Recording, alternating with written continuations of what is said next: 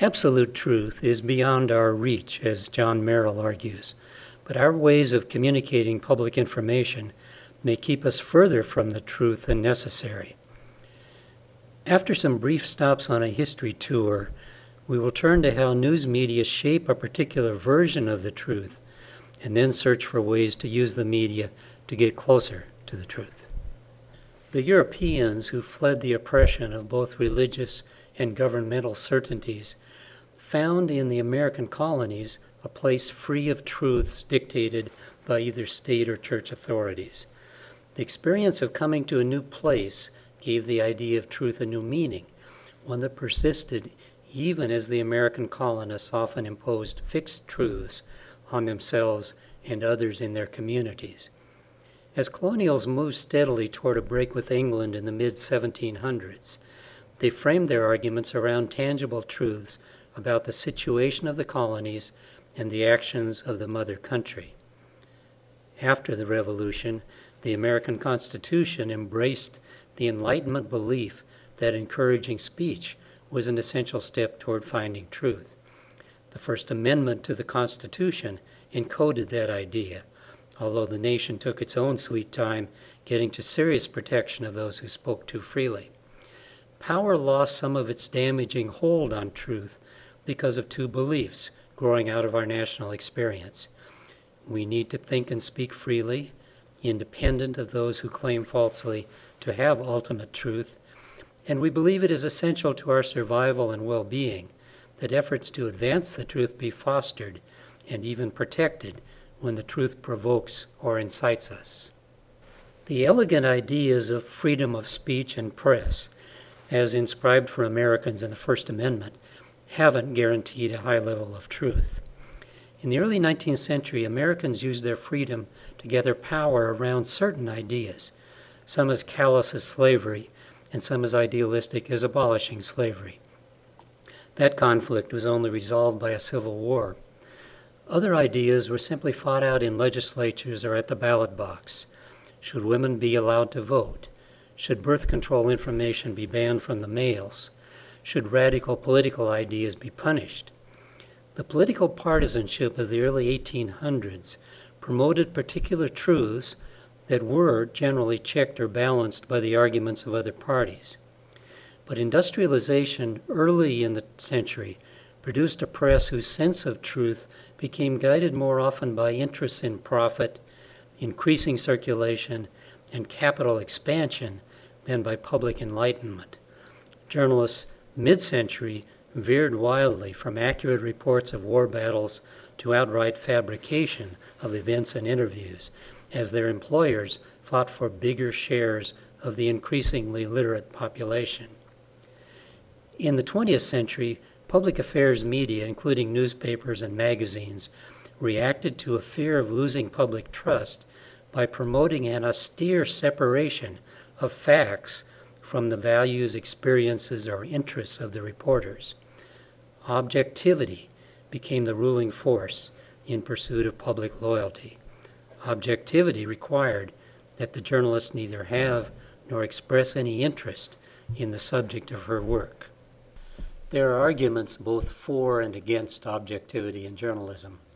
The strongest argument on its behalf is that any journalist can cover any event or experience, adding to the speed with which we learn about the globe. At times, we can be glad that the reporter's bias isn't expressed in her story. And finally, we appreciate the way news is expressed in consistent ways around the country because of this adherence to objectivity. A news story in Atlanta reads very much like a news story in Seattle. The objective reporter lacks one trait that can be a key to getting to the truth, however. Connection, curiosity, skepticism all drive the journalist to get closer to the truth because it matters to her or him. The objective reporter need not care about the subject or its past or future. The moral level of truth rises as the journalist commits to finding it. The objective reporter makes no commitment and passes on to another assignment free of any qualms. Journalism has long been respected for efforts to convey truth, relatively free of influence from powerful institutions. However, today's news media, weakened in part by dedication to objectivity, in part by reducing the depth and quality of their content, are losing their moral authority to other institutions eager to declare their ownership of particular truths: corporations, professions, government, religions, and even individuals. Jay Rosen is a New York University professor who has studied the weaknesses of journalism practices for decades. He takes the minority view that objectivity insulates the journalist from the reality of what he covers. In this quotation, he reminds us of the effort that goes into strong reporting and underlines the idea that such immersion in a subject inevitably gives the journalist a viewpoint about the subject. Clifford Christians, a leading journalism ethicist, advocates reporting practices that connect reporter and subject even on an emotional level. Given that truth is always elusive, how can a journalist manage to seek truth with integrity?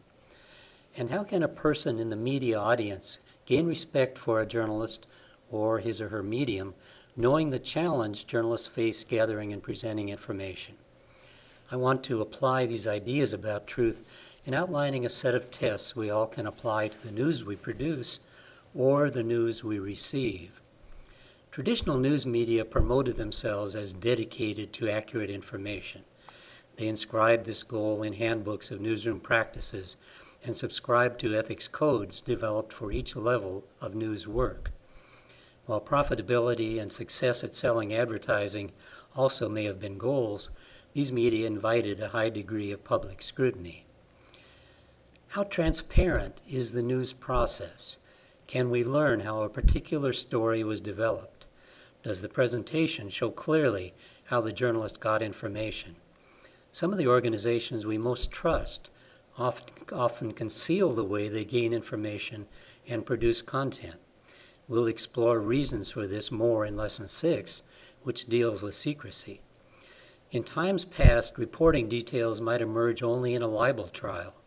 Now, the Internet encourages rapid disclosure of ethical violations by traditional news media, but we are less likely to learn about violations in documentary production, advertising, public relations, and citizen blogging. Some news organizations disclose, not always voluntarily, the unethical practices of employees or of the company. Unless there is legal action, we are unlikely to learn about disciplinary outcomes of unethical actions in other kinds of media. Time and technology affect how close a medium can get to the truth.